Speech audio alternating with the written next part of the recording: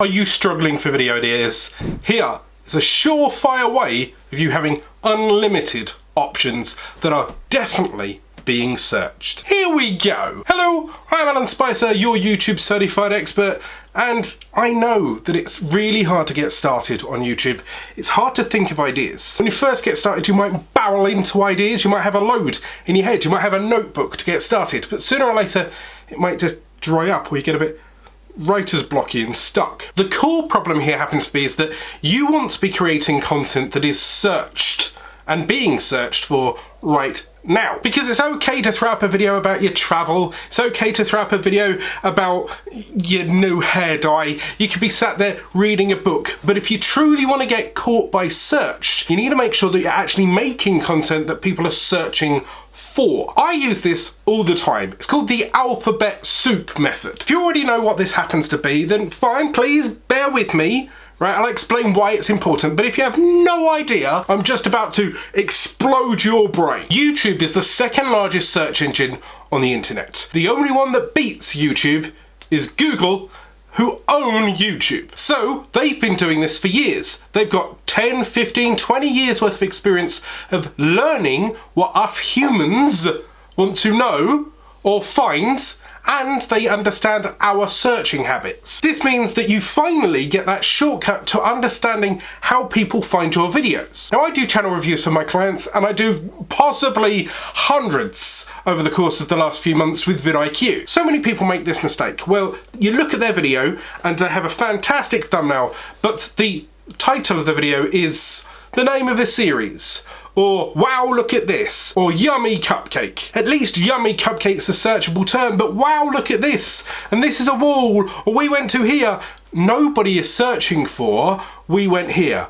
I dyed my hair, right? Nobody is searching for really obscure wow titles. The only reason you get away with wow is if you're Casey Neistat, or Jake Paul, or Logan Paul, or Cody Warner. People who already have an inbuilt baked audience. If you're a small YouTube channel, you need to start pandering to either suggested traffic by uploading a ton of content, or search by being smart about how you title content and how you think of things that you will create. There is no point in making a video that is so ultra niche that the only person that's going to search for it is you and your mum. That's why you can't just do, here's what I did on my day in my house with my brother, right? Because nobody else cares about that other than your brother. So what you do is you go to the search bar and, dependent on your niche, you start typing your way through search suggestions. So let's say I want to do something about cake. So I type in make a cake and you'll get your search results. But here's the important thing.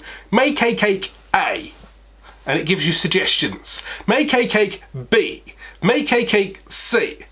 These are your search terms that humans have actively searched for. So it could be how to make a cake without eggs, how to make a cake with chocolate, how to make a banana cake, how to make an almond cake. These are search terms that people have searched for. And if it doesn't autocomplete, it's likely that people haven't gone to look for it. You can also do this in Google. You type in your keyword or your key search term, how to make a cake, and then you scroll all the way past the results down to the bottom, to the related terms.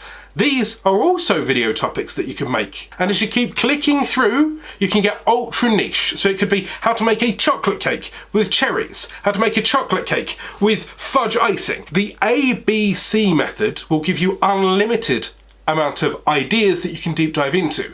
Also, if you was to just do the search results. That's what I did here to start with. How to make a YouTube, and then it was playlist, channel, video, end screen, end card, outro. You will never run out of topics.